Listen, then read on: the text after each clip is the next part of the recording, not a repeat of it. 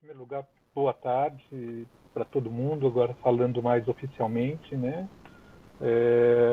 Nós estamos conseguindo, nesse grupo de trabalho, esse grupo de pesquisa da ANPEP, estabelecer aí uma tradição de realização de eventos a cada 2 anos, né? E isso realmente tem aprofundado não só as pesquisas, mas como nossos laços intelectuais, acadêmicos, em prol do desenvolvimento do pensamento, da pesquisa, na psicanálise, para além da psicanálise, né?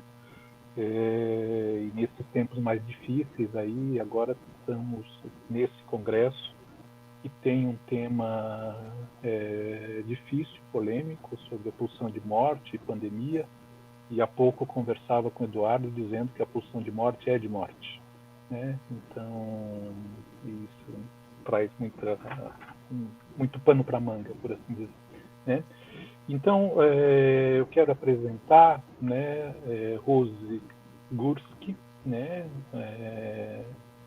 amiga e com grande proximidade conosco, com esse grupo, com as pesquisas, né? Ela é psicanalista, membro da Associação Psicanalítica de Porto Alegre, né? Professora associada do Departamento de Psicanálise e Psicopatologia da Universidade Federal do Rio Grande do Sul e dos programas de psicanálise, clínica e cultura da Universidade Federal do Rio Grande do Sul e também da psicologia clínica da USP, né? Minha colega aqui em São Paulo, na Universidade de São Paulo, né? Ela é coordenadora do NUPEC, né, que é o núcleo de pesquisa da Universidade Federal do Rio Grande do Sul, e autora de 3 ensaios sobre juventude e violência pela editora Escuta, em 2012, e organizadora de diversos outros livros, por diversos escritores de artigos, e dentre esses livros, gostaria de destacar Os Sonhos Confinados, o que sonham os brasileiros em tempo de pandemia. Quero agradecer também Daniel e dizer oi para os colegas que, infelizmente, a gente não vai ter o nosso encontro presencial, como a gente tem a oportunidade de aprofundar pelo estômago o nosso pensamento, né, nos nossos encontros, sempre muito agradável. E então passo a palavra para a Rose, para que ela faça a apresentação dela, cujo título será Morte e Vida na Pandemia, o Sujeito, o Laço Social e o Padeção no Real dos Sonhos, né? Então, muito obrigado pela tua presença e é com você, Rose. Bom, boa tarde a todos, a todas, a todes. Muito obrigado, Leopoldo, por esse acolhimento, né? Por essa abertura carinhosa aí do trabalho de hoje. Eu quero agradecer muitíssimo o convite dos colegas, especialmente o Eduardo Leal, que a gente já vem há um tempo, né? Eduardo tentando aí adensar um pouco, aproximar os trabalhos, o Daniel, o Leopoldo e uma infinidade de outros, né, colegas queridos aqui desse GT, o GT de Psicanálise, Subjetivação e Cultura Contemporânea, disse certo, né? Queria agradecer muito essa disposição ao diálogo e esse espaço de trabalho tão relevante, né, com uma temática super atual. Quero dizer que eu participo já há alguns anos, né, do GT de Psicanálise e Educação da ANPEP. Eu coordenei o GT entre 2018 e 2020 e venho acompanhando o intenso trabalho de vocês, né? Admiro muito todo o vigor desse grupo, né? Um grupo que não recua aí diante, enfim, dos desafios que o nosso tempo tem lançado à psicanálise. Tá? E acho que a gente acaba fazendo um bom coletivo, né, de grupos de trabalho na ANPEP ligados à psicanálise, e acabamos aí, eu acho que compartilhando, né, muitas questões, especialmente nessa vontade de poder dialogar com mais vigor nessas articulações da psicanálise com a universidade, a pesquisa, o tempo atual. Tá? Então, é uma alegria enorme estar aqui. Eu não vou citar todos os queridos colegas, mas agradeço a todo o grupo mesmo. Tá? Bem, o que eu trago hoje, né, para pensar aqui, para refletir com vocês, tem relação com o trabalho com o tema dos sonhos que nós temos desenvolvido no NUPEC, que é o Núcleo de Pesquisa em Psicanálise, Educação e Cultura da URGS, né? Que é um núcleo que eu coordeno junto com outros colegas. Né? Dentro do NUPEC, nós temos 3 eixos, e um dos eixos, o eixo 3, eu coordeno com a colega Cláudia Perrone, que está aqui conosco hoje, e que me acompanha, né, nessa espécie aí de trabalho de arqueologia dos sonhos que a gente tem feito já há algum tempo.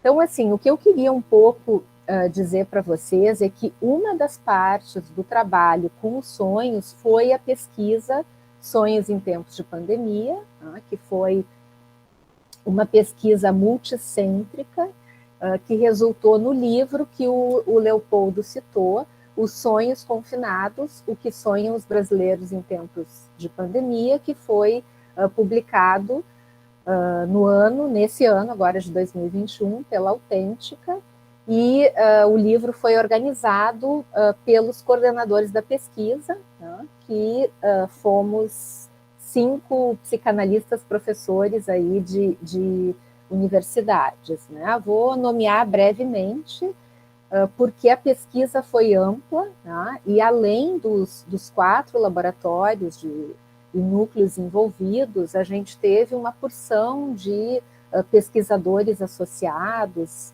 e vários colegas, né? Mas a coordenação aqui na URGS ficou comigo e com a Cláudia Perrone, na USP com o Christian Dunker e a Miriam Debier, e na UFMG com o Gilson Iannini. Tá? O que eu queria destacar, assim, de início, é que a pesquisa chegou para nós, né, junto com a Covid, ao mesmo tempo que a Covid chegou ao Brasil, ali em março de 2020. Mas a pesquisa ela não foi o começo do trabalho do NUPEC com a temática dos sonhos. Tá? Então, o que eu pensei em fazer foi retomar aqui com vocês, como o Daniel me deu bastante tempo, né? Em geral não é uma coisa comum, eu pensei em fazer um pouco esse certo fio, né? E depois falar um pouquinho propriamente da pesquisa. Tá? Então, vou retomar aí alguns aspectos dos estudos que nós já vínhamos construindo no âmbito do NUPEC, nessa articulação entre psicanálise, Benjamin, sonhos e política no campo social. Bem, então, vamos lá. Todo dia, na hora do café da manhã, Helena me humilhava contando seus sonhos prodigiosos. Helena entra na noite como quem entra num cinema. E toda noite ela tem um sonho novo. Um sonho novo está à sua espera. Enquanto ela conta, eu em silêncio tomo meu café. Ficar calado é o melhor que eu posso fazer. Os poucos sonhos que eu consigo lembrar, eles são de uma estupidez escandalosa. Então, para me vingar, eu escrevo os sonhos em que Helena voa. Esse pequeno trecho, né, ele é do Eduardo Galeano. Ele é um trecho em que ele faz uma homenagem à potência onírica da esposa Helena. Tá? Para quem conhece os escritos dele, ao longo da obra, ele narra vários sonhos da Helena. Mas, em 2011, né, ele lança o livro que se chama Los Sueños de Helena, né, que foi traduzido e publicado aqui no Brasil pela editora Raposa Vermelha, se eu não me engano, no ano passado, 2020. Num dos capítulos, aliás, eu assim, super indico, é um livro muito bonito, que tem as ilustrações de um ilustrador espanhol, Isidro, não lembro bem o nome agora, mas é muito bonito porque ele ilustra, né, os sonhos com imagens assim bastante interessantes. Num dos capítulos, né, que se chama Sonhos Perdidos, o Galiano se refere aos sonhos de Helena, dizendo que ela havia esquecido os seus sonhos numa ilha, tá? E que alguém algumas pessoas haviam encontrado esses sonhos e tinham recolhido, e tinham amarrado esses sonhos com uma fita, tá? E escondido os sonhos. Como as crianças da ilha tinham descoberto esse esconderijo com o pacote dos sonhos, né? E é muito interessante porque é um pouco poético, daí ele diz, as crianças queriam vestir os sonhos de Helena, né? Alguém teve a ideia de ligar para Helena para perguntar, afinal, o que a gente deveria fazer com seus sonhos? Né? Então, esse pequeno prólogo poético, né, eu acho que abre uma interrogação muito interessante que esteve presente no nosso trabalho, né, lá mais no início das inquietações que nos levaram aos sonhos, e que tem a ver com pensar o lugar e a função dos sonhos mais de 100 anos depois, né, do Freud ter lançado aí a pedra fundamental da psicanálise.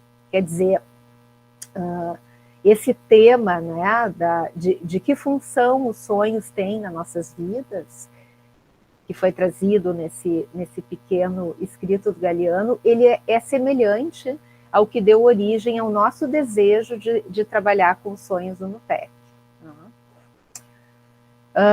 Essa certa, que eu estou chamando aqui, né, de uma maneira mais pomposa, de uma certa arqueologia do trabalho com sonhos, ela foi constituída, né, se eu puder dividir assim, mais ou menos em 3 tempos. Um primeiro tempo em que eu não vou entrar nesses detalhes, outro dia talvez a gente possa combinar, mas tem um longo trabalho no PEC com o campo da socioeducação, né? Então, nós iniciamos esse trabalho com os sonhos através das rodas de sonhos com os adolescentes na socioeducação. Um segundo tempo foi a construção da noção de oniropolítica, junto com os colegas da USP, com o Christian e a Miriam, e, por fim, então, a pesquisa Sonhos em Tempos de Pandemia. Bem, contando, então, né, um pouco mais dessa articulação, né, que a gente tem feito no NUPEC Eixo 3, eu e a Cláudia e o grupo de pesquisa, né, onde a gente tem articulado o dispositivo da psicanálise com os estudos benjaminianos e com a política no campo social, né, a gente tem estabelecido, assim, digamos, tem tentado estabelecer diálogos com as questões da cidade, com as políticas públicas, e isso tem nos colocado numa perspectiva que até me parece que é um pouco próxima de alguns trabalhos que eu vejo aqui do GT, que é a perspectiva de construções metodológicas, né? Então, para que a gente possa, digamos assim, levar, né, a escuta psicanalítica, a pesquisa psicanalítica para espaços que a gente tem dito cruzam as fronteiras dos consultórios, os muros da universidade, a gente tem feito um certo esforço, né, teórico e metodológico, com a finalidade de poder construir modos de poder escutar esses sujeitos, né, das políticas sociais, no nosso caso, especialmente os sujeitos que vivem em situação de vulnerabilidade social e violência, né, com acento especial aos adolescentes e os trabalhadores da socioeducação. A gente vem trabalhando muito no âmbito aí do conceito cunhado pela Miriam Debier, que é a dimensão sociopolítica do sofrimento psíquico, né? Então, como eu dizia antes, o nosso ritmo de pesquisa, a nossa construção de pesquisa, ela tem sido muito nesse estabelecimento de pontes entre as construções acadêmicas, a escuta psicanalítica e a cidade. Tá? E nesse enlace, então, com isso que eu estou trazendo para vocês, a gente foi abrindo alguns estudos, nos demos conta, né, que de algum modo essa questão ela já estava lá no Freud e nas primeiras gerações de analistas, né?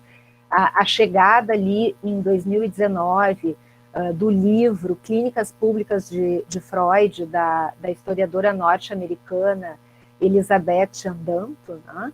Eu acho que trouxe uma vivacidade desse momento, um capítulo nem sempre tão lembrado, né, na história da psicanálise, que ali ela chamou de uma maneira muito interessante, né, o período da Viena Vermelha, quando então o Freud e outros analistas se engajaram de maneira pronunciada com as políticas de bem-estar social, de uma Áustria que recém saía, né, do Império, uma Áustria recém-democratizada. E, enfim, então ela nos mostra o quanto também, naquele momento, o Freud já trabalhava, né, a gente fala aí de uma diferença de 100 anos, né, na década de 20, época da República de Weimar, ele trabalhava para que o direito humanitário ao cuidado fosse incluído nas políticas de bem-estar social. Então, a gente foi no NUPEC construindo, né, caminhos de pesquisa e intervenção, a gente foi entendendo muito próximos até mesmo a esses anseios, né, aí de 100 anos atrás, os primeiros trabalhos ali da psicanálise vienense. E não só, também o Firenze tinha trabalhos bastante interessantes nesse sentido. Bom, e essa proximidade, então, com as políticas sociais, especialmente a política socioeducativa, ela nos permitiu abordar gradativamente, nos permitiu e nos exigiu, né, abordar gradativamente temas próprios da psicanálise, né, um pouco questões até dos seus fundamentos. Quer dizer, discussões que envolviam o desejo do analista, a ética da escuta, a associação livre, a atenção flutuante, tudo isso para nos fazer, né, nos dar mais densidade, então, na construção desses dispositivos de escuta. Bom, e na esteira dessas questões se colocou, então, para nós uma nova questão, que era a importância do trabalho com as narrativas dos sonhos. Né? A gente teve aí uma constelação de variáveis, como a gente costuma dizer, que nos levou ao tema dos sonhos. Né? Quer dizer, além da articulação da própria psicanálise, né, que nasce com o trabalho dos sonhos, com os estudos benjaminianos, né, para quem conhece um pouco, deve saber que o Benjamin se interessava bastante, né, e deixou um trabalho, em parte, inacabado, mas muito rico, né, no campo dos sonhos. Então, isso já vinha de maneira muito presente há muitos anos nas nossas pesquisas. Também a escuta dos adolescentes nas rodas de rap. Nós temos desenvolvido pesquisas e intervenções junto à socioeducação desde 2014. Tá? Então, escutando os adolescentes nas rodas de rap, que é ritmo, adolescência e poesia, né? A gente foi ali observando as diferentes formas, né, deles contarem, começaram a aparecer muitos sonhos, mas também não só os sonhos noturnos, né? A gente foi escutando todos os impasses que eles traziam sobre a dificuldade que tinham em sonhar com um amanhã, né? Em sonhar com uma perspectiva de futuro. Isso foi nos inquietando bastante, né? E aí se somou a essas variáveis o que eu poderia talvez chamar de um totalitarismo crescente na política nacional, especialmente a partir ali do final de 2018, né? Quando a gente foi percebendo e nos interrogando de modo mais intenso, né, com a problemática da genealogia dos ódios e com o alastramento das políticas de morte no Brasil. Bom, nesse caldo, né, nesse contexto aí de discussões, e eu e a Cláudia e o grupo, né, muito angustiadas com a situação política e social, a gente começou então a pensar de que modo, né, a gente poderia, desde a psicanálise, contribuir com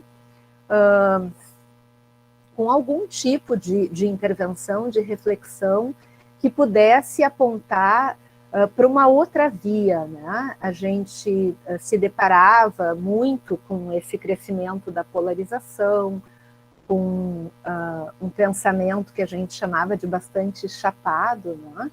E começamos então a nos perguntar se os sonhos poderiam nos ajudar a resgatar uma certa complexidade do pensamento, né? Pela sua própria natureza, né? Seu próprio desenho. Se a gente conseguiria, né, através desse trabalho com sonhos, um pouco reconstruir as condições de pluralidade de sentidos, em meio a um cenário que nos parecia muito paralisado, né? Com muita intolerância nos laços e com uma desesperança crescente. Tá? Então, de que modo que os sonhos poderiam, né, o estudo do tema dos sonhos poderia nos alcançar algumas reinvenções das suas funções, né? Como eu dizia antes, quer dizer, tomando sonhos aí 120 anos depois, praticamente, né, dos escritos freudianos. Então, de que forma a riqueza do sonho noturno, né, onde cada um de nós tem uma dimensão forte de autoria, de invenção, né? Como poderia se produzir um efeito desses sonhos noturnos na vida de vigília? Né? Quer dizer, essa vida de vigília cada vez mais tomada pelos binarismos, né? Pelas polarizações. Então, a gente se perguntava, será que o relato de si, né, contido no sonho, ele poderia ser um modo de evocar alguma resistência, uma condição para a construção de algum modo de despertar? Tá? Então, em meio a essas inquietações, né, e nesse caldeirão de angústia, que eu imagino que muitos de vocês também tenham se sentido assim naquele momento, eu me refiro aqui justamente ali à virada de 2018 para 2019, né? Junto com os colegas da USP, o Christian e a Miriam, a gente acabou nomeando, não vou me demorar aqui, fizemos eventos, alguns momentos aí de reuniões, de estudos, e a gente acabou então nomeando a articulação entre psicanálise, sonhos e política com a expressão oniropolítica. E a oniropolítica aí, ela surge como justamente, eu acho que a Simone até mencionou um pouco isso, uma tentativa de trazer um contorno, né, para essa noção do sonho como uma estratégia ético-política com possibilidade, né, ou pelo menos com a intenção, de esburacar o cenário esse chapado e polarizado, através, então, do que eu dizia antes, do resgate da complexidade da imagem dialética que o material onírico comporta. Tá? Bom, uma coisa importante de dizer é que essa noção da oniropolítica, né, ela não tem a intenção de buscar, digamos, uma dimensão terapêutica do sonho. Ela também não é relativa à proposta de construir noções específicas de uma biografia ou, enfim, da psicopatologia do sujeito. Tá? Se trata mesmo da gente fazer uma tentativa de interrogar se o sonho, como um elemento da história singular, né, ele pode também funcionar como um dispositivo de rearticulação da história social, se colocando também a serviço da crítica da cultura. Isso que eu estou trazendo agora, eu estou contando um pouco para vocês dessa movimentação dentro do trabalho dos sonhos. Então, isso é anterior à pandemia, tá? Isso é o ano de 2019. Bom, a gente, nos estudos benjaminianos, né, um interlocutor também importante para nós, por diferentes entradas, é o Didi Huberman. Tá? Então, no livro A Sobrevivência dos Vagalumes, tá? que é um livro que eu acho que foi publicado, se eu não estou enganada, em 2011, mas que é muito atual para nós, né? Ele diz que a imaginação ela é sempre política. Tá? Ela tem esse caráter político e ela carrega de forma intrínseca. Por que ela tem esse caráter político? Porque ela carregaria de forma intrínseca uma dose de porvir, né? Essa ideia de futuro, não no sentido de uma adivinhação, né? como eram os onirocríticos lá da Grécia Antiga, né? Ou com essa ideia de uma futurologia, mas como construção de possibilidades, como construção de perspectivas. Né? E foi nesse sentido, então, que as pesquisas, né, que incluíam o tema dos sonhos, elas foram nos mostrando que os sonhos podiam funcionar como registros da imaginação, né, que se erguem como lampejo. Lampejo é uma expressão benjaminiana, que eu acho que o Didi Huberman aproveitou e usa muito bem. Né? Então, se erguem como lampejos justamente porque possibilitam a construção dessa perspectiva de futuro, tá? Mas de uma perspectiva de futuro que não seja uma repetição do passado, uma ecolalia do passado. Tá? Quer dizer, os sonhos, eles têm essa condição de produzir imagens de pensamento que articulam questões do passado, né? Aspectos traumáticos, enfim, mas que também evocam o que ainda não foi dito, o que muitas vezes não foi nem mesmo pensado, né? Não passou pela consciência do sujeito, e está lá no sonho. Né? Aí a sua dimensão bastante inventiva, da ordem da invencionática, como diz lá o Manuel de Barros. Né? Bom, é desse deslocamento todo, desse rearranjo de significações que a oniropolítica em construção se alimenta. Tá? Essa potência das imagens oníricas, como imagens dialéticas, que é um conceito do Benjamin, tá? Elas carregam essa multiplicidade de sentidos. Tá? E armam uma constelação de possibilidades que a gente foi, né, pensando em articulação com a psicanálise, que podem produzir efeitos interessantes de alteridade, né? Geram condições, digamos, de não sujeição à posição de fazer um do outro. Né? Bom, nesse diapasão, né, nessa discussão, a gente entende que aí se encontra premissas da psicanálise, né, e do programa epistemológico benjaminiano.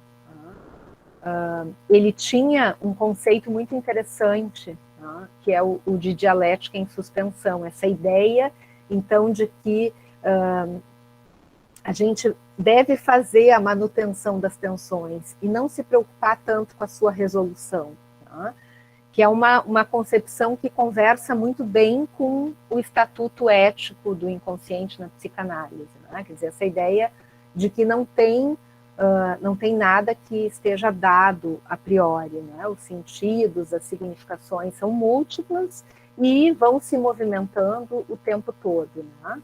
Podendo se constituir, desconstituir, se reconstituir. Bom, além disso, né, os sonhos elaborados na vida noturna, a gente entende também que eles registram aspectos que estão, né, como eu falava antes, muito além da percepção racional e consciente. Então, com isso, eles evocam um elemento criativo, né, carregado de compreensões que são singulares, mas que estão associadas, né, um pouco também o que a Simone mencionou, tanto a história do sujeito como a história coletiva. Um outro interlocutor aí nosso de alguns momentos do trabalho é o Rouanet, né? E ele dizia uma coisa interessante, que é pelo sonho, né, que o sonhador se apropria da força que vem do mundo morto das coisas. Né? Quer dizer, a força que emerge daquilo que foi recalcado pela ausência da elaboração é justamente o que não pode ser lembrado pelo sujeito pela história, e é também aquilo que, pela ausência da elaboração, não pode ser esquecido. Bom, nesse sentido, né, o sonho, ele, ao articular desejo e gozo, ele traz um outro léxico à vida diurna. Né?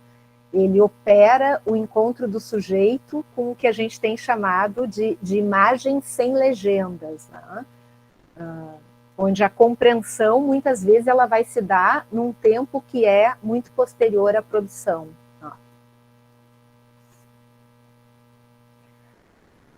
Bom, nas leituras, né, daí mais psicanalíticas do material onírico, a gente recolheu ali algumas questões. Né?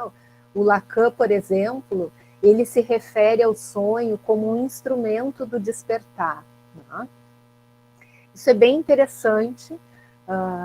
Esse tema do despertar, ele está bastante disperso, né, nos seminários, mas no seminário 17, ele diz que os sonhos, né, o colocam a ele, o Lacan, não no desejo de dormir, mas sim no desejo de despertar. Eu acho que também no texto A Terceira ele menciona algo disso, e quando ele menciona essas questões, ele deixa ali um ponto que, digamos assim, no Freud, o Freud falaria do sonho mais como engatando esse desejo de dormir. Um pouco dessa questão ele também traz no Seminário 11, né, quando ele fala do sonho, do famoso sonho. Eu não vou aqui contar o sonho, porque eu imagino que a maior parte de vocês, claro, conheçam, né, que é o sonho do filho morto, do pai, não vês que estou queimando. E ali ele sugere que, além, né, do sonho apresentar o desejo do pai, que é o que o Freud tinha comentado, de que o filho estivesse vivo, o sonho, sobretudo, interpelava o pai na falha, na sua falha. Né? Quer dizer, colocando ali, dando uma materialidade no sonho, não só para o desejo, mas para o mais além, né? Para aquilo que aponta para a angústia e para a falta radical do pai, enquanto o filho estava vivo. Né? Um pouco a ideia como se o sonho interpretasse o pai na forma do real, que é uma expressão que ele usa também. Né? Em relação a essa dimensão do real, tem uma ideia, né, de que o despertar de um sonho, ele ocorreria justamente no momento em que o sujeito se defrontaria, né, deixaria escapar ali uma verdade, né, uma verdade mais cruel, mais difícil, de maneira, então, que ele acordaria, né, segundo Freud, para continuar sonhando na realidade. Bom, o encontro com o real do sonho, com o indizível, né, com esse indizível que a gente pode pensar também um pouco no umbigo do sonho, é tanto, né, talvez, o que acorda, como aquilo que produz o despertar do sujeito, tá? Que seriam duas questões aí um pouco diferentes. E é nesse sentido, então, que a gente vem pensando junto com Lacan, né, nessa direção, se o sonho pode ser um instrumento do despertar. Né? Nos sonhos da pandemia, especialmente no início, né, a gente analisou algumas narrativas onde os elementos apareciam de um modo em que a gente fez uma leitura assim, como se ali tivesse uma dimensão bastante disruptiva, né, na relação com os sentidos e, enfim, com os lugares, né, dos sujeitos Me lembro brevemente de um sonho que até a gente deve trabalhar ele agora, a gente brinca que vai ter anos aí, né, de trabalho com os sonhos, mas o sonho de um professor que faz todo um detalhamento, né, ao contar, mas, enfim, o enredo do sonho era ele na posição de escravo, né, professor escravo. Bom, esse caráter, então, disruptivo no enredo do sonho, nos fez associar o movimento com o que o Lacan chamou de pas de sang. Essa experiência que fica entre o não sentido e o passo de sentido. Né? Quer dizer, algo que ressoa, aquilo que faz nó a partir mesmo do umbigo do sonho, sem se apresentar num modo de interpretação, né, digamos, explicativo. Como se o sonho apresentasse um sentido que se desvela no modo de real e que interpreta o sujeito, né? Como a gente vê como eu comentei no sonho do Pai Não Vês que Estou Queimando. Bem, aí falando um pouco, né, do Benjamin, no trabalho do Benjamin com os sonhos, os restos do dia, eles aparecem muito como um material ligado ao coletivo do sonhador, né? Quer dizer, isso nos leva muito a pensar, e os escritos do Benjamin têm, né, essa dimensão, na análise social a ser explorada. Tá? Todo o trabalho que o Benjamin tem com a questão dos limiares, né, forja um método de produção de conhecimento que se assemelha muito à estrutura do sonho, né? A questão da alegoria, a complexidade do sonho, essa própria questão que eu comentava da dialética em suspensão, né? Não há separação de forma e conteúdo, de forma e pensamento. O livro das passagens é um pouco, né, um exemplo disso. O modo como a gente comentava aqui também, né, Simone, nos bastidores ainda, o modo como o livro Sonhos Confinados ele foi escrito e produzido, carrega um pouco essa ideia, né, de que na forma há uma transmissão.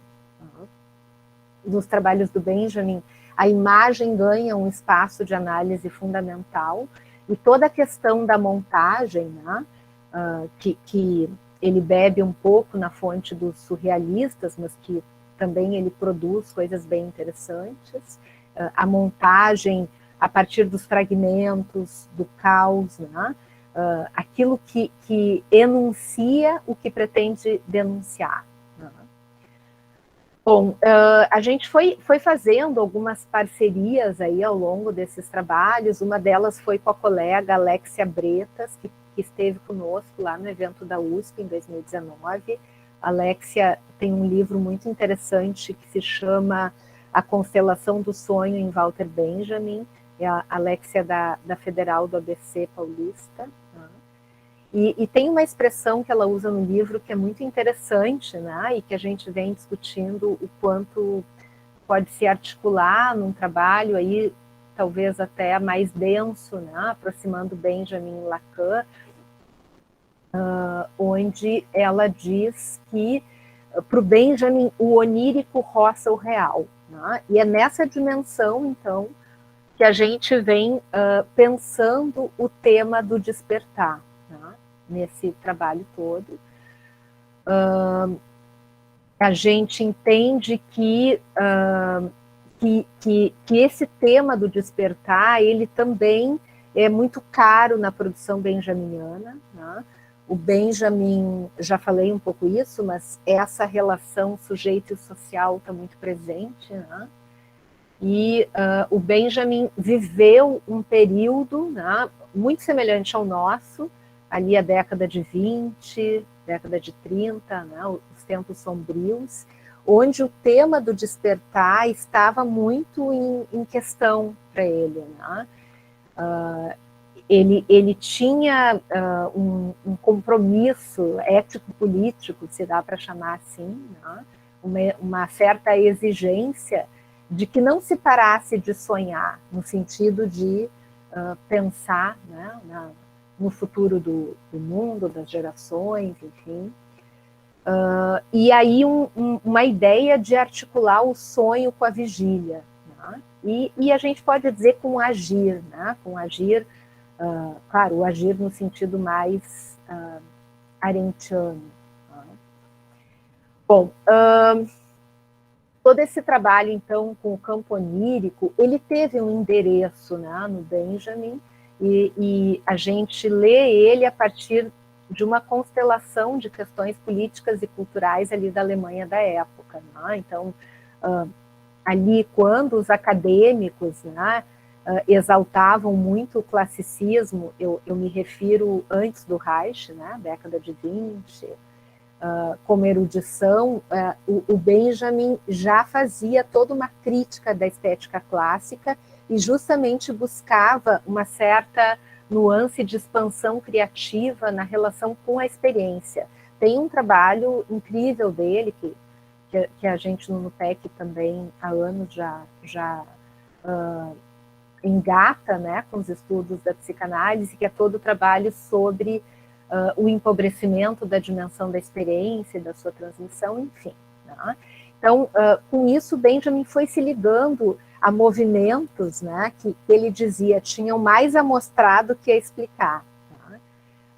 E entre eles o surrealismo, que tinha nos sonhos um dos seus elementos de estudo. Né? Mas, de qualquer forma, o Benjamin, ainda assim, ele toma o tema dos sonhos, bebe em algumas fontes do surrealismo, mas ele faz um trabalho autoral. Bom, a gente sabe, né, que nesse trabalho dele de resgate, por exemplo, do drama barroco alemão, onde muitos viam anacronismos e coloquialismos, né, como no trabalho com sonhos, ele via uma racionalidade passível de ajudar nessa operação de transformações. Né, e foi nessa direção que ele foi, uma direção bastante inventiva. Né. O incômodo com as práticas fascistas da época, né, realmente o levou à proposta de um novo projeto epistemológico, que eu não se trata da gente aqui detalhar isso, né, mas ali no drama barroco alemão, e depois ele seguiu com outros escritos nessa direção, ele clamava por uma noção não totalitária da experiência, né? A noção não totalitária da experiência, da percepção e da construção de conhecimento. Então, toda essa tentativa, né, de articulação dos sonhos com o social e a política, que a gente já vinha bebendo um pouco na fonte benjaminiana, né, ela também teve uma outra inspiração, que foi o livro da jornalista alemã Charlotte Dehrer, o livro Sonhos do Terceiro Reich.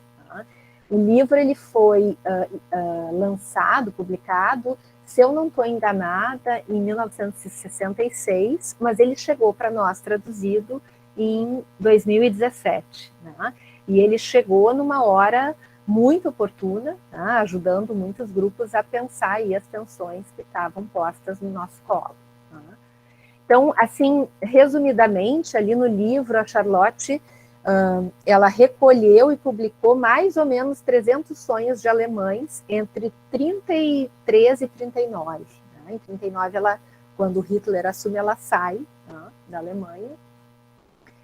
E com isso ela nos presenteou, né, com uma verdadeira documentação psíquica do nazismo, como diz o Didi Huberman. Né? Uma documentação de caráter histórico que mostra o quanto os sonhos eles podem ser, né, tomados como uma produção que justamente reside ali nos limiares entre o sujeito e o social.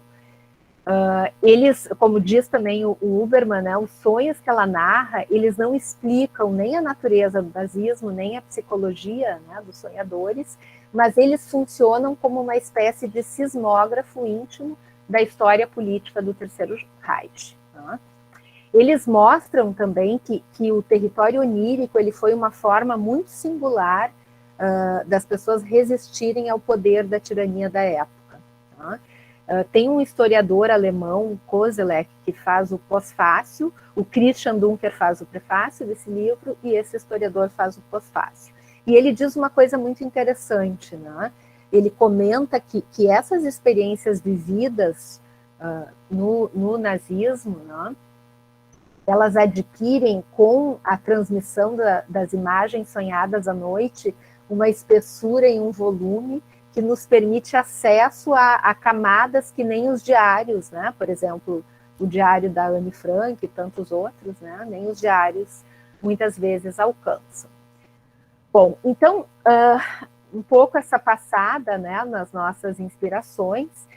Do ponto de vista da psicanálise, os sonhos do Terceiro Reich, eles também, né, a gente entende que eles também podem ser lidos como um modo de fazer ressoar esse tecido onírico no espaço de vigília.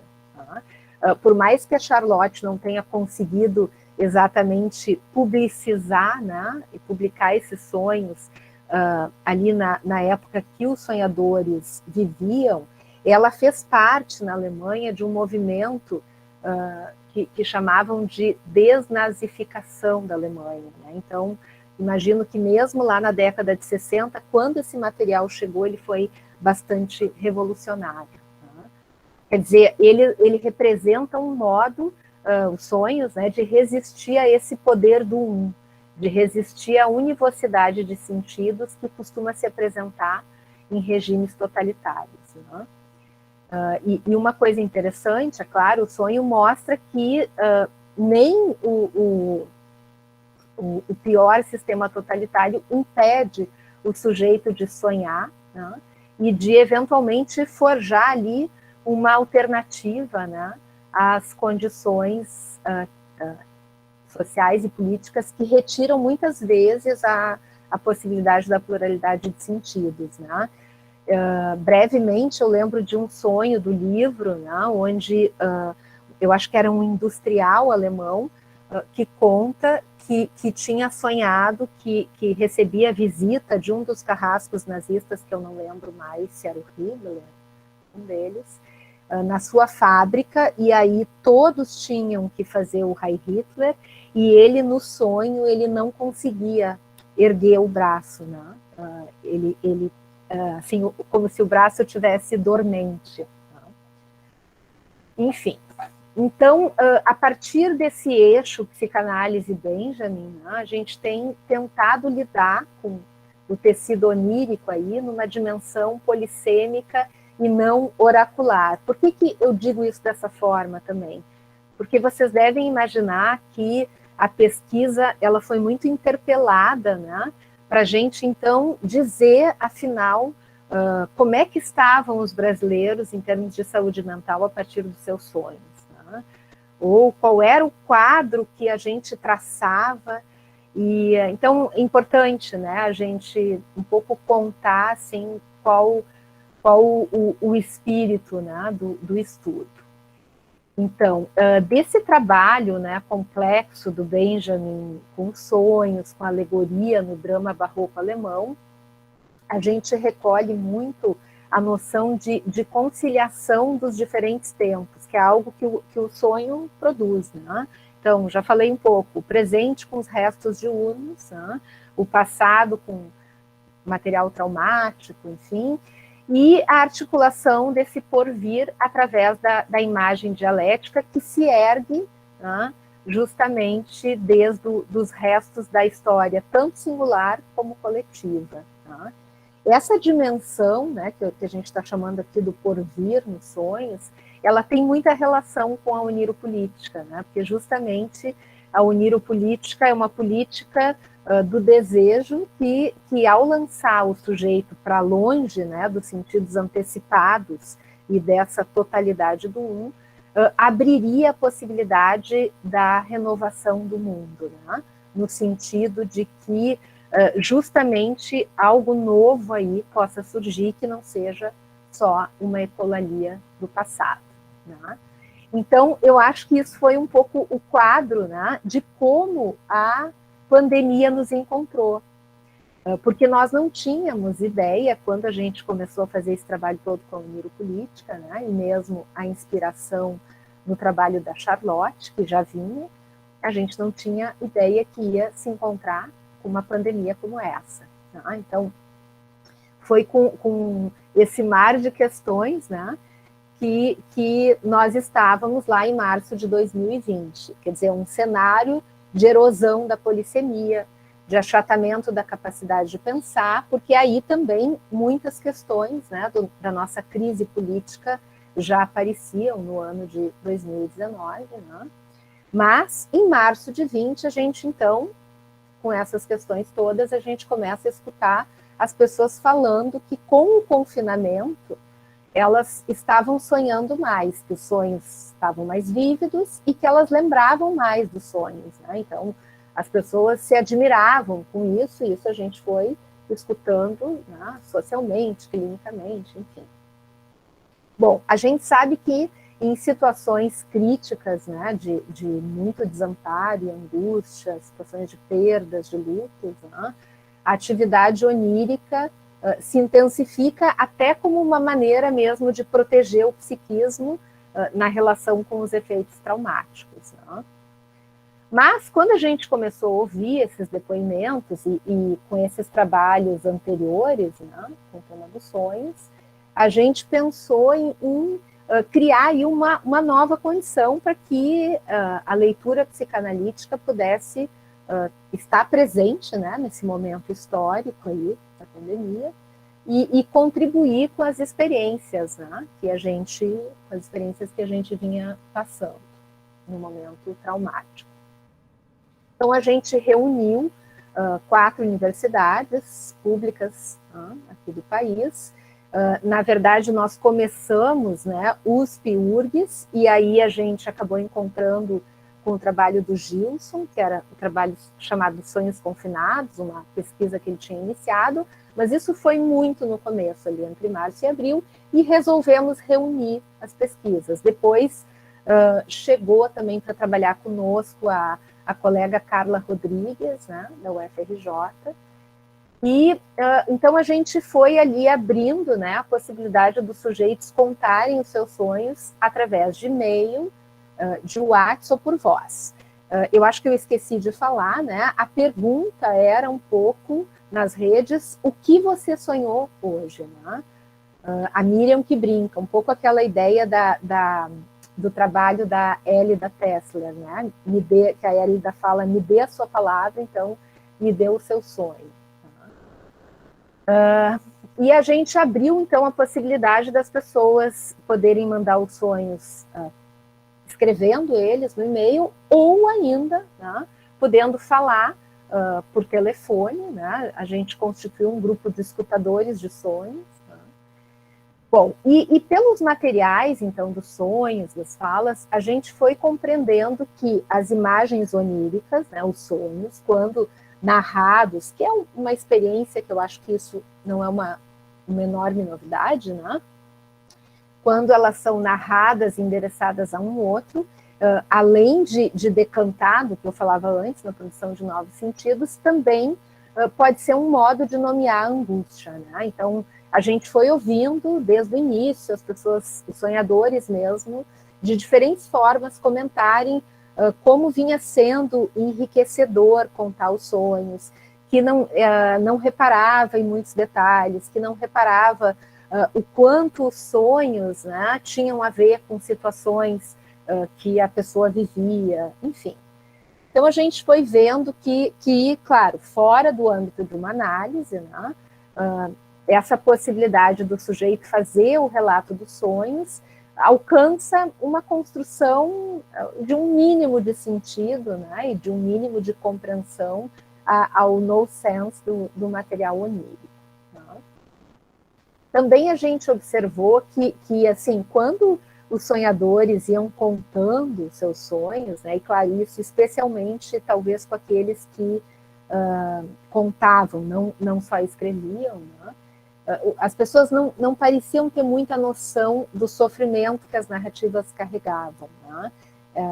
Como se as imagens né, as significações cifradas no sonho, elas falassem dessa dor e dessa angústia que não aparecia de uma outra maneira, né, digamos, não aparecia pela consciência, mas na medida que iam contando e falando, parecia que se autorizavam a nomear o sofrimento e a perceber até esse sofrimento, né, e até as articulações desse sofrimento com as condições sociopolíticas que a gente vinha vivendo.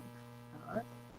Bom, tem uma porção de discussões, né, para serem feitas. A gente teve uma nítida diferença entre dois tempos da coleta. O início da pandemia, onde a gente viu que as pessoas estavam muito assustadas, né, paralisadas, os sonhos eram mais intensos. Né? Eu acho que até assim tem aí alguns pesquisadores do núcleo que participaram ativamente. Acho que o Jordan está aí conosco, depois na discussão até pode contar alguma coisa. Né? E depois um segundo momento, que foi o começo do segundo semestre de 2020, onde parecia que as pessoas já não estranhavam tanto as novas condições, o cotidiano de confinamento, né? A questão do estranho, do inóspito, ela estava muito mais presente no primeiro momento. Né? De modo geral, a gente compreende que a própria realização da pesquisa ela foi, ao mesmo tempo, uma intervenção, né? Porque a coleta dos sonhos, além de constituir, né, essa documentação histórica das singularidades da nossa época, ela foi também, claro, uma fonte que revelou percepções e nuances que a gente entende com força de articulação ético-política. Né? Quer dizer, o sonho, quando ele expulsa, né, um pouco a razoabilidade e apresenta esse intervalo de ausência de sentido, ele pode ser um espaço de invenção de novos sentidos. Né? E isso com repercussão tanto para as experiências individuais como coletivas. Então, eu devo ter estourado todos os meus tempos, né? Mas eu já estou, acho que, indo para o final. Eu estava aqui quase alertando você. Para a gente poder ter um pouco de discussão também. Né? Antes da gente começar, estava um papo animado. Acho que vai ter muita gente querendo colocar questões. Tá, eu prometo. Finalizando agora. Tá ótimo. Essa iniciativa de evocar os sonhos, né, como um mote de pesquisa e de intervenção, em tempos que a gente entende assim, que foram tempos pandêmicos, mas como eu dizia no início, também o que nos levou a esse trabalho com sonhos, anterior à pandemia, os tempos de ódio. Né? Ele veio para interrogar, né, esse trabalho todo, o que a gente tem feito com o lugar do sujeito e do desejo nos laços. Né? Que eu acho que isso está um pouco nos trabalhos aí de todos nós. Né? No GT aqui, no nosso GT de Psicanálise e Educação, enfim. Uma coisa importante, né, que a gente pensou aí é que a força desse coletivo de sonhadores que a gente acabou formando, não por acaso ela despertou também no momento que foi marcado por muito desamparo, né, por muita impotência da razão, da ciência, né, e por esse encontro avassalador com o real, né? Um real que foi a pandemia. Então, assim, finalizando mesmo, né? Essa nossa aposta com a pesquisa, né, é de que alguma coisa se passe, né, diferente, e aqui justamente esse efeito equívoco, né? Alguma coisa diferente se passe com a circulação das narrativas dos sonhos e dessas imagens inéditas para o espaço público, né? Quer dizer, os sonhos e as suas imagens, como eles produzem esse encontro com o real e com condições para algum despertar, né? Nessa passagem do privado ao público, eles geram a possibilidade de movimentar os restos, não só do sujeito, né? Mas os restos produzidos, aí eu vou usar algumas questões do Didi Huberman num outro escrito, né, produzidos pelo aparelho estatal, pelos governos e talvez a gente, no nosso caso, possa ser mais exato e dizer pelo desgoverno. Tá? E a gente possa nomear aí esses restos, né, de restos traumáticos que, no nosso caso, atendem pelo nome de negacionismo. Tá? Então, na medida em que, né, o Estado, né, quer nos fazer crer que só existe, né, o que é agenciado pelos governantes, mesmo que se trate de uma mentira, e aqui é claro que eu evoco o tema das fake news, aquela ideia que é a máxima do Goebbels, né, o carrasco nazista da publicidade, de que uma mentira dita muitas vezes se transforma numa verdade. Tá? Então, a pesquisa buscou restituir, né, através do resgate das narrativas oníricas dos sonhadores, alguma coisa da experiência traumática da população que assistia, uma boa parte, né, incrédula, né, aos excessos e aos abusos aí da condução da crise sanitária e política no nosso Brasil da pandemia. É isso, gente. Cansei e vocês devem estar cansados também. Talvez, mas fascinados também, viu? E no meu caso, pelo menos, com a conta do cartão de crédito um pouco mais comprometida, porque eu vou ter que comprar alguns livros depois dessa palestra. Só uma forma de te agradecer, claro, obrigadíssimo. Eu tenho certeza que tem gente querendo perguntar, então eu já abro, acho que a gente podia, se for o caso, se tiverem muitas questões, fazer alguns blocos de pergunta, né? Mas, enfim, a palavra está aberta, fiquem à vontade.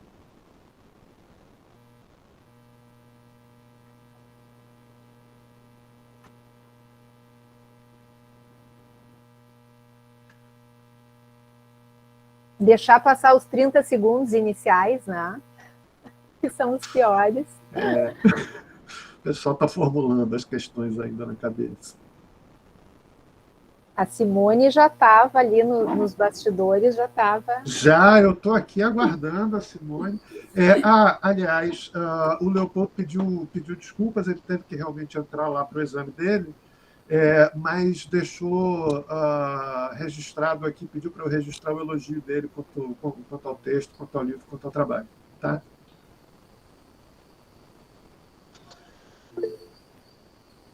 Isabel, fica à vontade. Oi, Rose.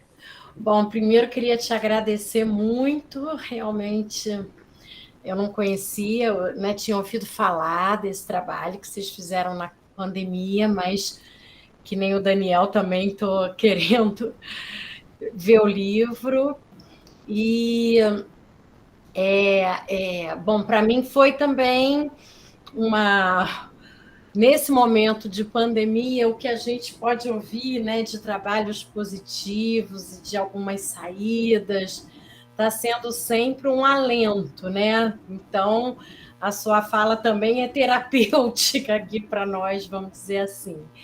O que eu queria te perguntar é, primeiro, quantos sonhos vocês recolheram? E que eu fiquei curiosa. Segundo, você falou assim, as pessoas narraram que foi enriquecedor, né? Ouvir falar então, assim, como é que era? A pessoa escrevia o sonho, eu entendi, no WhatsApp, nas redes sociais, por e-mail, mas algum retorno para essas pessoas, como era feito? Uhum. Ou não? Ou, enfim, qual foi o pensamento de vocês sobre isso? Mas mais mesmo agradecer, porque, enfim, muito bonito realmente o trabalho de vocês. Rose, antes de você responder, deixa eu só pedir para você abaixar um pouquinho a sua câmera. Tá, aqui. Gente, eu queria primeiro agradecer muito a questão, né, a delicadeza da Isabel, assim, a escuta delicada, né, e atenta, e dizer que a Cláudia Perrone, a minha parceira nesse trabalho, está aqui também. Cláudia, tu está aí? E assim, é um trabalho feito... Tá aí, é um trabalho coletivo mesmo, né? Então, a gente se acompanha, né, o grupo todo, mas especialmente aqui no caminho, né, que eu acho que nós fizemos no NUPEC de maneira mais intensa, sonhos, psicanálise política, a Cláudia tá, eu e a Cláudia muito juntas nisso, e o grupo. Então, quero que também, Cláudia, tu te sinta à vontade aqui para ir contando, né? Eu não sei se eu espero a Simone fazer a questão, Daniel. É você que sabe, Rose. Você prefere? Não, eu fica à vontade para propor o que ficar melhor para você. Tá, eu vou comentar, assim, Isabel, sim, a gente, eu posso dizer que esse trabalho é um trabalho muito querido, assim, para nós, porque ele foi também um pouco terapêutico para nós, ele saiu da pura angústia, né, com o que fazer, assim, com tudo isso.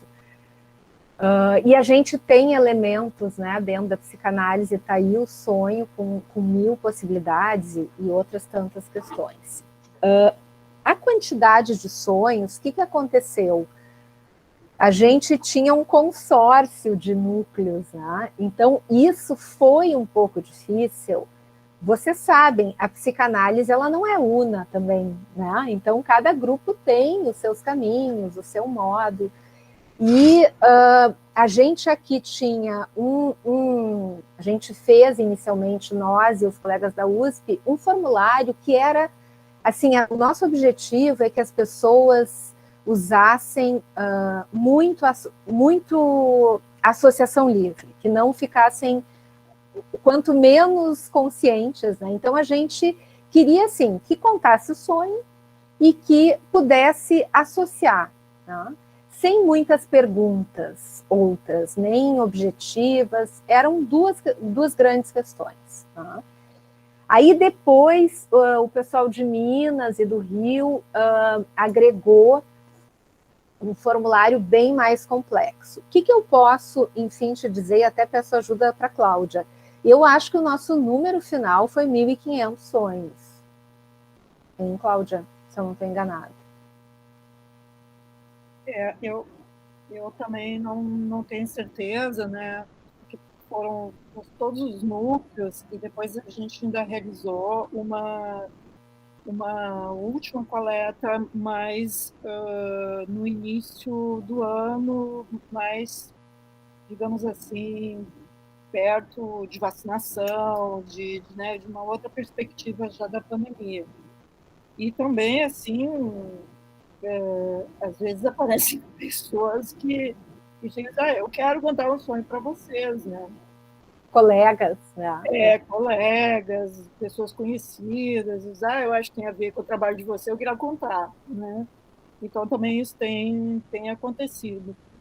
Mas é ao redor, só para ter um número assim, né, cabalístico. E eu quero, por fim, comentar, Isabel, isso que tu pergunta do retorno. Tá? Porque o que acontece? Nos surpreendeu muito.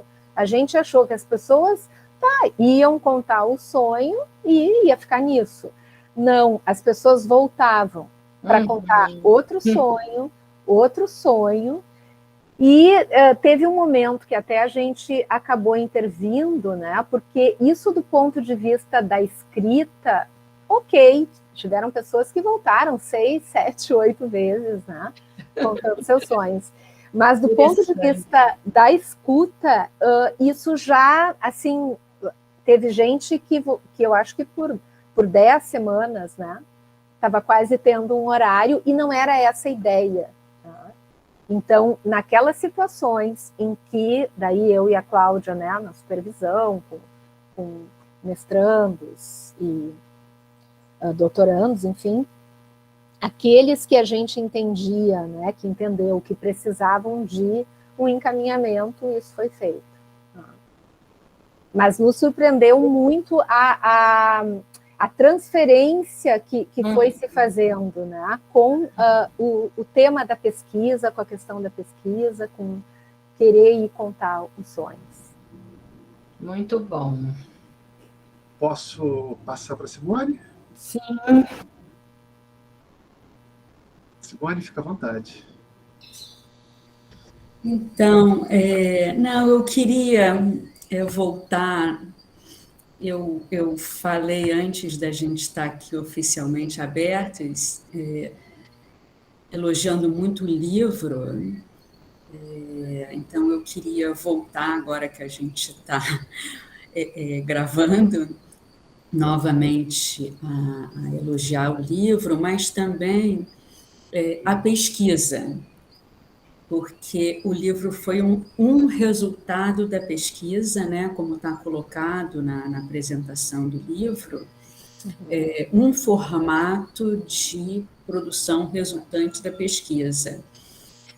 Embora eu tivesse um pouco acompanhando pelo Facebook, pelas redes sociais, a convocação para relatos de sonhos, eu não fazia ideia, não sabia que essa pesquisa estava acontecendo dessa forma. Eu só vim realmente a tomar conhecimento do que foi a pesquisa, iniciando a leitura do livro.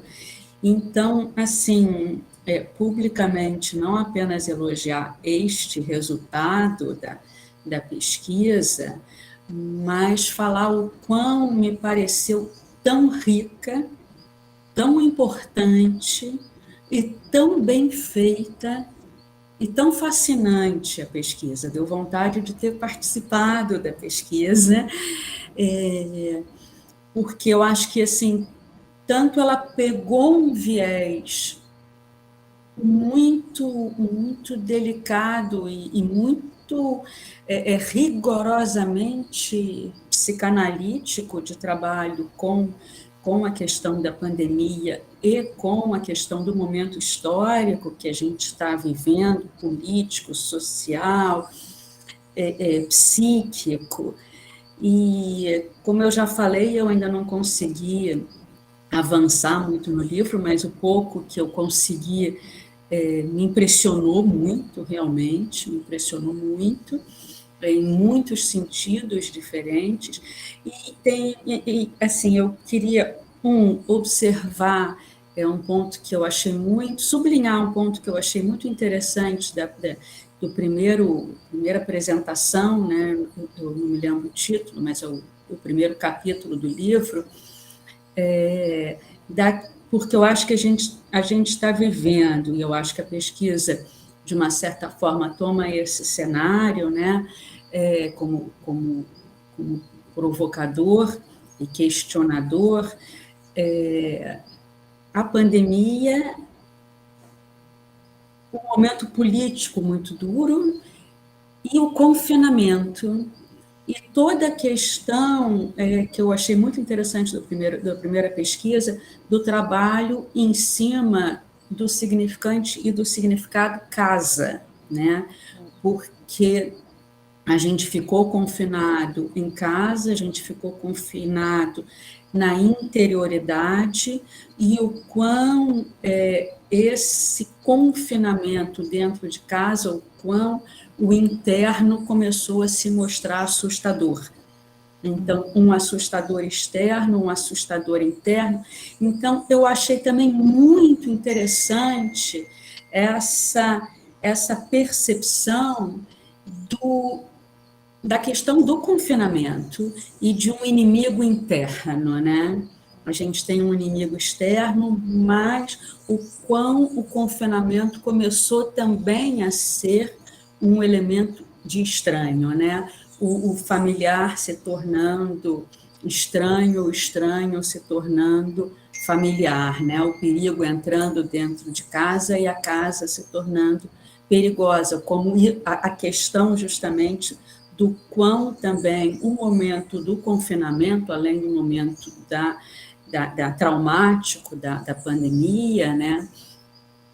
A questão de como que o confinamento também nos ensina sobre a categoria de estranho. Mas, então, eu estava querendo sublinhar esse ponto. Um outro ponto, aí eu queria perguntar sobre o efeito dessa pesquisa nos sonhos dos pesquisadores, e aí pergunto mais para vocês, Cláudia e Rose, né? E, enfim, trazer muito rapidamente, eu me arrependi de não ter respondido à convocação de vocês e contado um sonho meu muito no início da pandemia.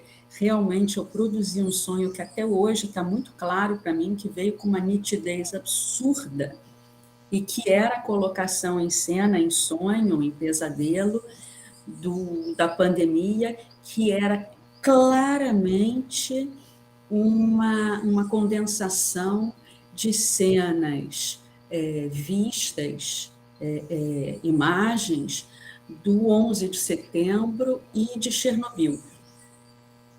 Como que os traumas coletivos realmente parece que aparecem nos nossos sonhos singulares.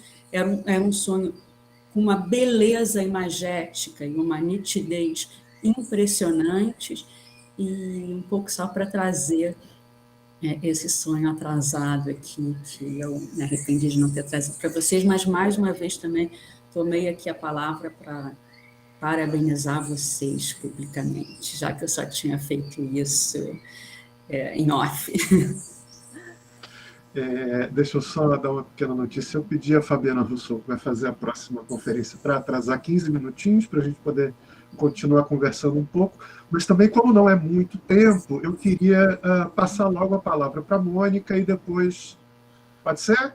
Pronto. Mônica, por favor. Tá. Obrigada. Eu vou ser bem breve, na verdade, assim, é também um agradecimento e também publicamente dizer, assim, da satisfação, né, de escutar a Rose nesse espaço, uma vez que eu também compartilho com ela do programa de pós-graduação de psicanálise na URGS, e acho que aqui eu estou vendo, assim, a junção de dois espaços que me são muito caros, muito queridos, e agradecer. Eu acho que quando tu vai contando, né, Rose, assim, trazendo todo o trabalho de vocês, todo o esforço, como tu dissesse no início, teórico e metodológico, que eu acho que a gente vem na universidade cada vez mais se dando conta que é necessário empreender. Eu fiquei pensando, não vou me estender, mas assim, hoje pela manhã, na apresentação dos trabalhos, essa era muito uma questão também que perpassou a discussão no sentido do que fazer, da ação que a gente pode ter nesse contexto, né, no qual a gente estuda, sobre o qual a gente reflete, mas como podemos cada vez mais nos inserir de uma forma ativa e propositiva. Então, eu não vou me estender, é só registrar assim, a satisfação daqui nas janelinhas, né, também te enxergar aqui como representante desse outro espaço também que eu estou. Tá? Parabéns, excelente o trabalho de vocês, Cláudia, né, toda a equipe. É isso. Rose, deixa eu só colocar um adendozinho, já que a Mônica lembrou das discussões da manhã, que eu fiz um comentário lá que eu acho que cabe muito aqui também, com o que você está apresentando para a gente, que era o seguinte, os trabalhos apresentados pela manhã, são os trabalhos dos discentes, dos nossos orientandos, eles todos, ou quase todos, pelo menos, de uma forma ou de outra, tocaram, né, em dois assuntos que eram um tanto quanto tabu na psicanálise há um certo tempo, que era a atuação política do psicanalista, né, a relação entre a psicanálise e política, né, e, por outro lado, a diversidade dos dispositivos clínicos. Né? Enfim, a gente teve uma fala sobre o atendimento online, por exemplo. Né? Então, se você pudesse, de repente, fazer alguma consideração nesse sentido, seria interessante. Nossa, gente, muito bom esse GT, muito querido, muito ativo, né? Como eu disse, eu vendo essas caras aí, a Mônica é uma parceiraça aqui, né? Suamos essa sucupira juntas, né? Eu, a Cláudia e a Mônica. E é interessante o que tu diz, porque é aqui ver de outro ponto de vista o trabalho, né? Mas eu ia comentar, assim, né? Eu vou começar pela Simone, né? e depois, se a Cláudia quiser complementar também. Eu fiquei pensando, Simone, um pouco naquela... Eu acho que é no Moisés, né, que tem aquela ideia de que o estrangeiro está no início, né? No início era o estrangeiro, assim, o começo era o estrangeiro. Então, eu acho que isso daria pano para manga aí, né? Nesses trabalhos para pensar esse tempo da pandemia. Essa é uma questão que a gente não entrou muito, né? Por isso eu dizia antes, eu acho que vão ter anos de trabalho com sonhos. Eu acho que sim, né? Tudo isso do estranho familiar, dessa... isso que eu comentei, assim, dessa produção maciça de sonhos, e sonhos bastante distópicos no primeiro momento, diferente do segundo momento, tá? Eu acho que falam dessa reação realmente a essa dimensão, né? do diferente, daquilo que eu não dou conta, assim. Acho que essa ideia dos traumas coletivos também é importante de ser pensado, né? Eu acho que a gente teve, assim, também sempre muito cuidado para não entrar em algumas discussões que daqui um pouco descaracterizava o teor da pesquisa. Eu acho que ao comentar isso, eu já roço um pouco no assunto que o Daniel trouxe, né? Que é assim, uma coisa é a gente falar da escuta clínica no consultório, né? E claro que a gente tem as premissas éticas da escuta, elas são as mesmas, mas é diferente quando a gente vai propor uma pesquisa como essa, né?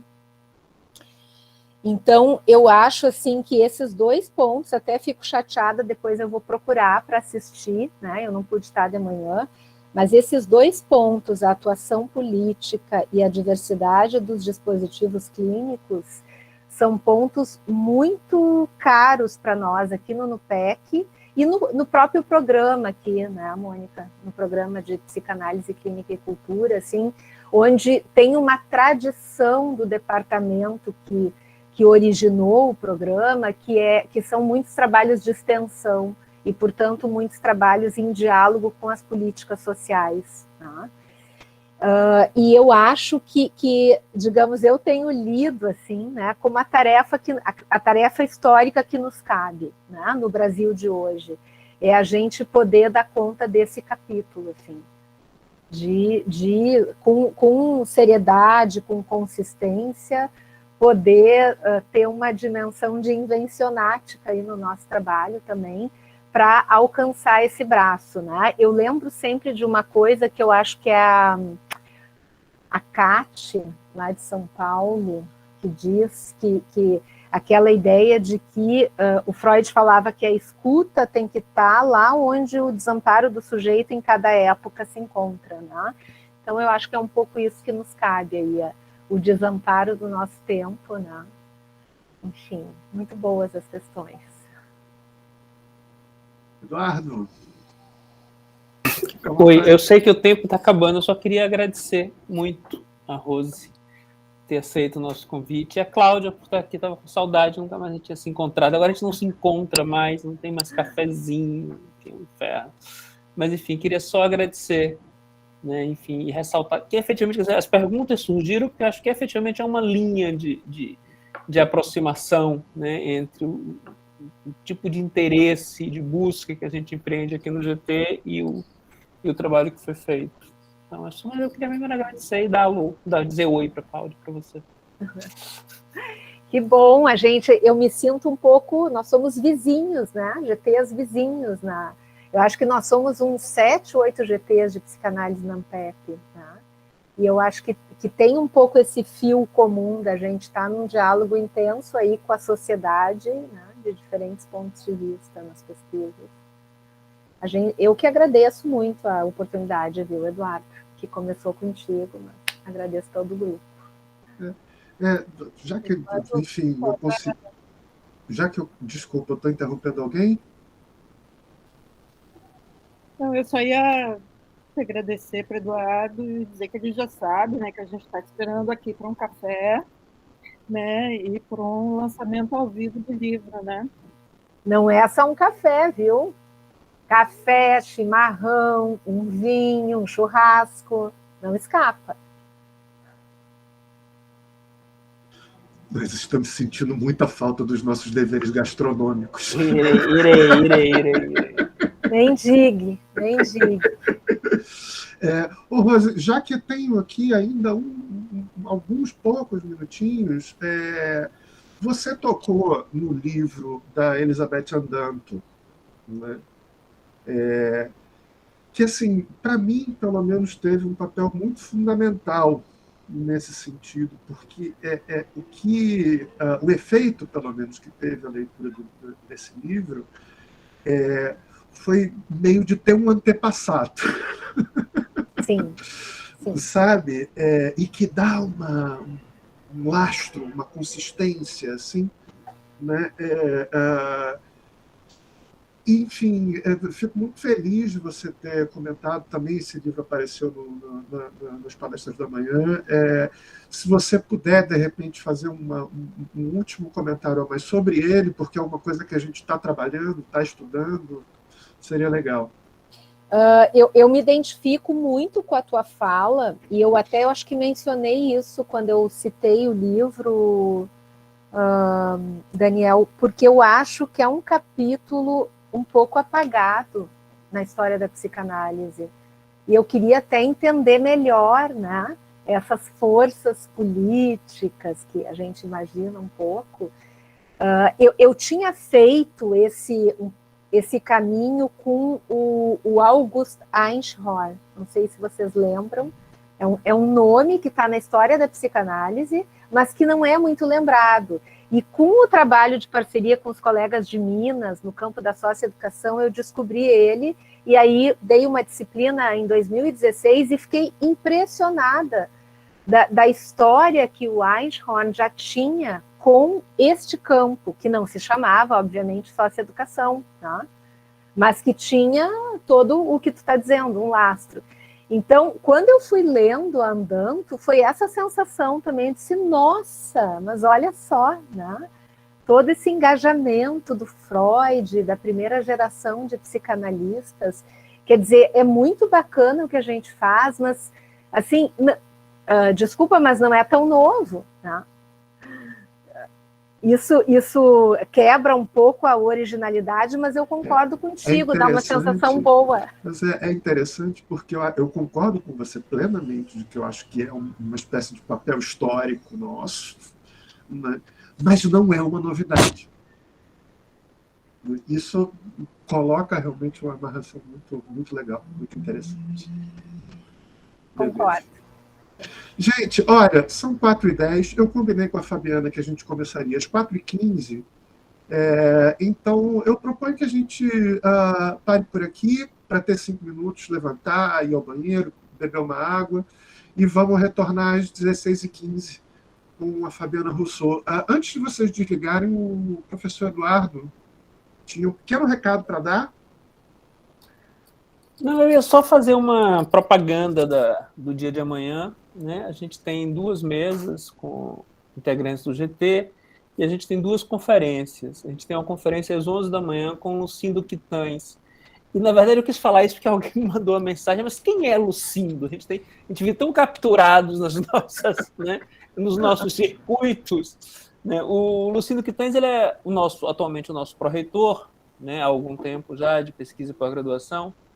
Mas ele é uma pessoa muito interessante porque ele está no ponto de encontro de 2 áreas estratégicas nesse momento, né?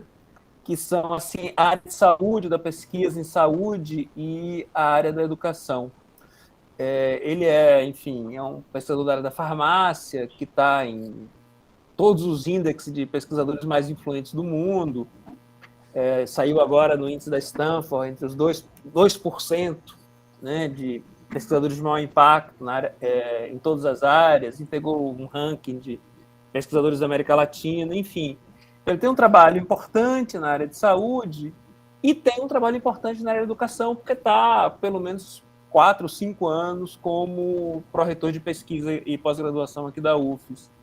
E, enfim, é uma figura muito interessante, e eu vou contar só um detalhe, né? Quando eu fiz o convite a ele 30 segundos, mas veja bem, eu posso bater no governo.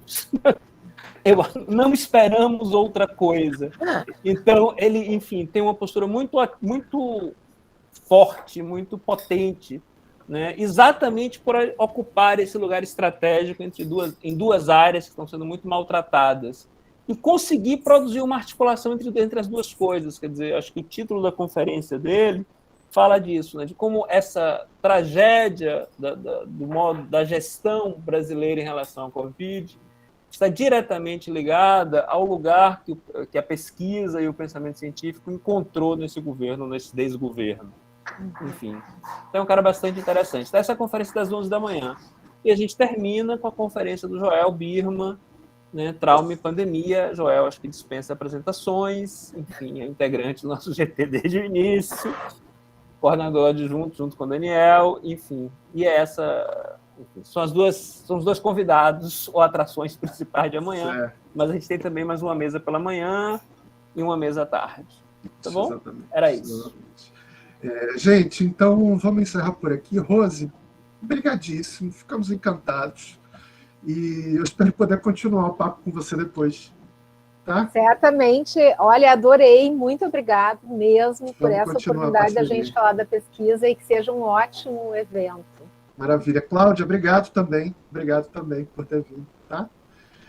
Então, eu vou pedir a Fabiana mais 5 minutos e a gente retorna às 16h20. Pode ser? Pronto. Muito bem. Gente, até daqui a pouquinho. Tá? Rose, obrigado de novo.